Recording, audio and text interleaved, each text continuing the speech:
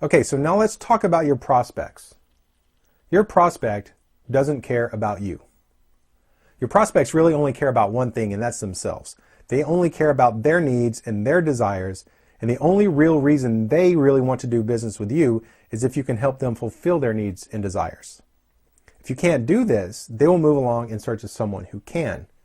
Your prospect doesn't actually want your product or service. They only want solutions and results. If your product or service provides a solution or results, then they'll probably be interested in your products or services. And the thing is, most photographers miss this. They look at it as selling a session or a few prints or even a few photos.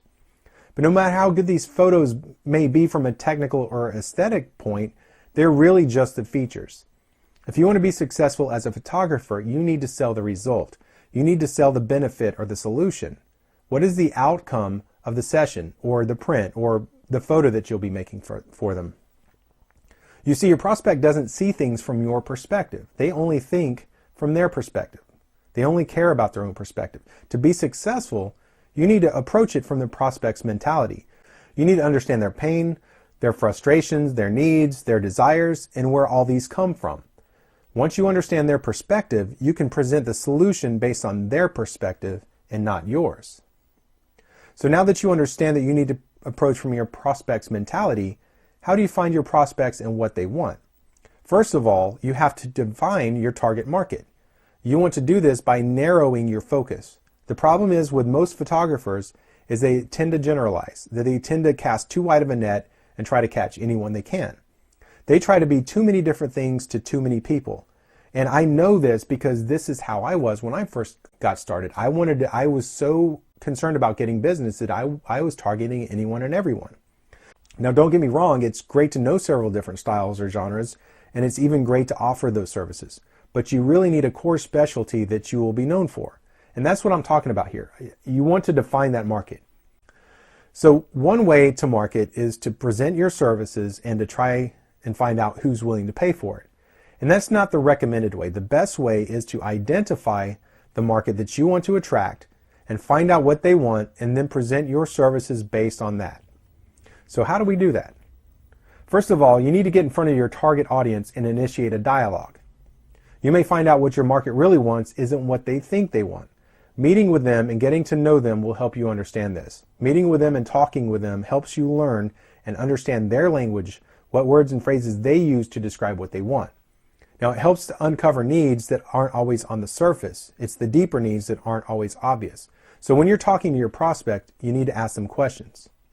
But what questions do you ask? What you ask goes a long way to help you understand their needs and desires. Most of your competition doesn't even have a clue. They aren't even asking these questions. But you're going to have to figure out a way to word it because each demographic is different. But the general ideas are based on the following questions. The first question is, what fears do they have? Asking this question helps uncover motivations because fear is one of the biggest drivers behind people's decisions. Understanding their fear will bring to the surface what their pain is. The second question is, what frustrations do they have? This question helps them uncover unmet needs. If they are frustrated by something, then it means that some need is not being met. Third question is, what is the frustration causing? This question helps them realize the implications of a frustration and helps them understand that they need a solution. Fourth question is, what have you already tried that hasn't worked? This gets them to think about seeking a solution and sets up the stage for your message to connect by presupposing a need for a solution. What is the biggest question you have in regards to whatever the fear or frustration or need or want you are having? Now, this helps to identify the highest value solution for them. What are your biggest wants? This may not be on the surface, and it helps you explore and bring out deeper needs and wants. So ask open-ended questions. Yes or no questions and multiple choice questions tend to limit and influence their answers based on what you ask. So asking them open-ended questions allow for deeper exploration and more profound needs discovery.